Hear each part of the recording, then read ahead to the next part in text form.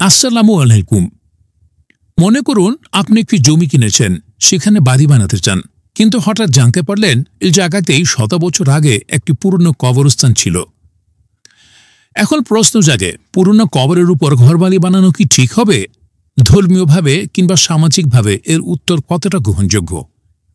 ইসলাম, হিন্দু ধর্ম এবং লোকবিশ্বাস সব দৃষ্টিকোণ থেকেই এই ভিডিওতে বিশ্লেষণ করা হয়েছে। পুরো ভিডিওটি দেখুন আর জেনে নিন জীবিতের ঘর আর মৃতের ঘরের সীমারেখা কতটা সূক্ষ্ম।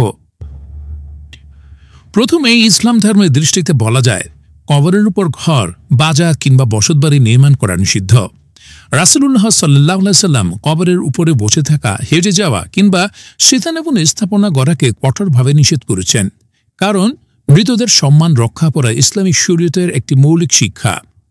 মৃতরা যদিও আর জীবিত নেই, তবু তাদের দেহের স্থান অর্থাৎ কবর পবিত্র হিসেবে বিবেচিত। এমন স্থানে ঘর নির্মাণ মানে তাদের প্রতি অসম্মান প্রদর্শন। তবে বাস্তবে দেখা যায় অনেক পুরনো এলাকায় কবরের স্থান সময়ের সাথে সাথে হারিয়ে যায়।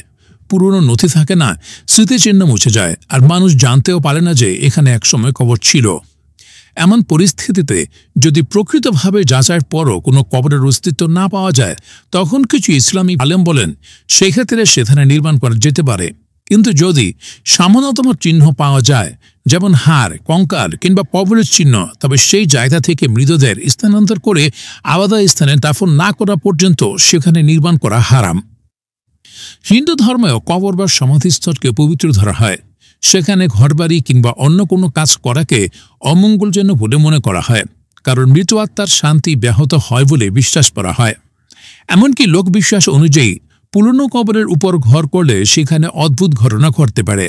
রাতে অচেনা আওয়াজ, ছায়া চলাফেরা কিংবা বাসিন্দাদের মধ্যে অজানা ভয় এবং অসুস্থতাও দেখা দেয়।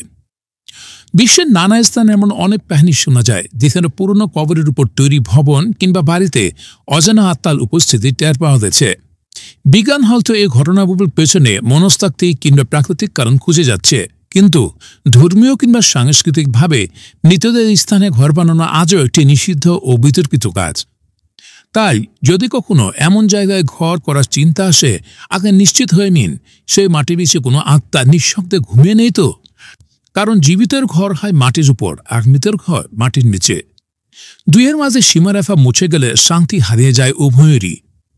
তো আপনি কি বিশ্বাস করেন পুরনো কবরের উপর ঘর করলে অশুভ কিছু ঘটে? কমেন্টে আপনার মতামত জানাতে ভুলবেন না। আরও ইতিহাস, ধর্ম এবং রহস্যভিত্তিক গল্প জানতে অবশ্যই আমাদের চ্যানেলটি সাবস্ক্রাইব করুন, লাইক এবং শেয়ার দিন। ধন্যবাদ।